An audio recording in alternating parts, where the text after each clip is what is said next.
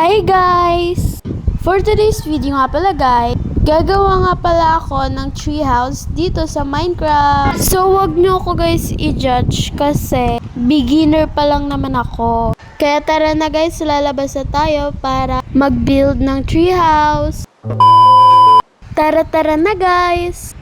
Wait lang! Guys, umuulan pala. Antayin ko lang umupa yung ulan guys. Bugs, magic! By the way guys, dyan nga pala is naghahanap na ako ng mauupahan ko na lupa. Upa? Na para bang totoong buhay. Dito nga pala guys ako nakahanap ng matitirhan ng treehouse. Este ako pala. Dito nga pala guys, hinahanap ko na yung mga kakailanganin. Ayan na nga pala guys, nag-start na ako gumawa ng treehouse. Ayan. So, bali guys, lalagyan na rin ako guys ng dahon.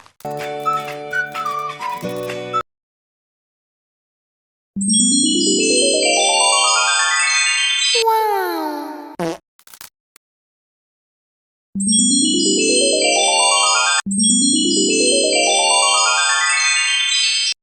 Ayan nga pala guys, tapos na yung bubong. By the way guys, ito yung paligid niya. Diba maganda? By the way nga pala guys, naglalagay na ako ng door. Pero lalagay ko muna yung candle kasi guys, sobrang dilim niya.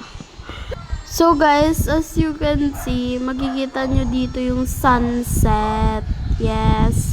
Ayan, nagbabadya po yan na paggabi na, kaya pupunta na tayo sa bahay kubo upang matulog para maging umaga na.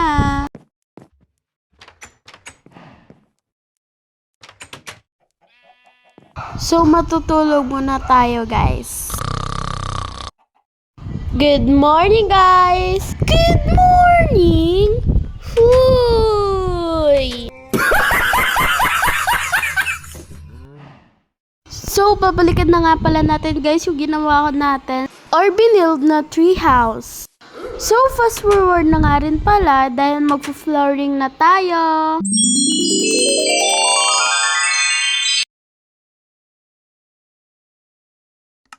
By the way guys, kukuha na tayo ng ladder para may aakyatan malamang.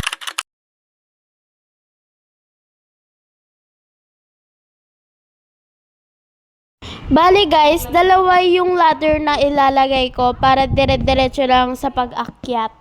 Di ka naniniwala? Sige, testingin natin. Joke lang. Weh! Hindi nga!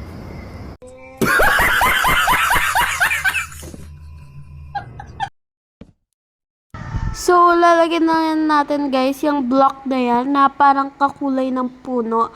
Para guys, siya yung magsisilbing lalagyanan ng ating lantern. Kasi guys, yung lantern hindi nalalagay sa dahon. Diba?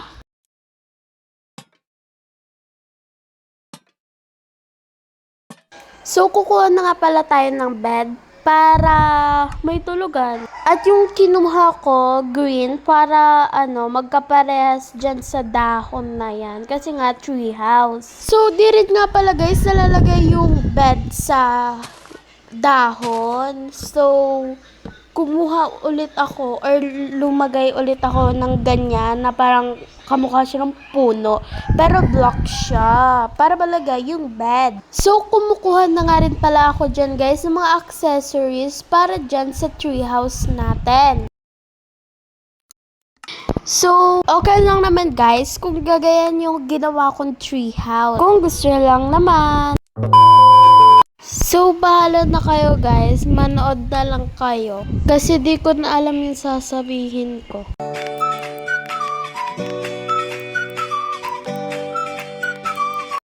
So, yun guys. Tapos na. Sa baba guys, wala na ako guys linagay. So, papakita ko nga pala guys yung labas ng ating treehouse. Yun, nabutasan pa nga.